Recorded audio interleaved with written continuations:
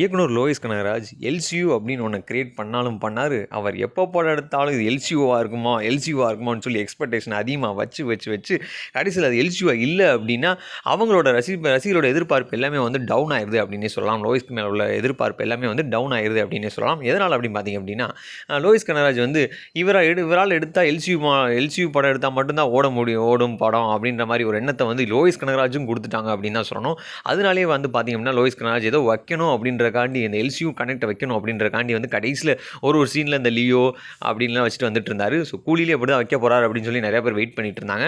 So அது வைக்காததுனாலே வந்து படம் வந்து டவுன் ஆயிடுச்சு அப்படின்ற மாதிரி ஒரு தரப்பினர் வந்து சொல்லிட்டு வந்துட்டு இருக்காங்க.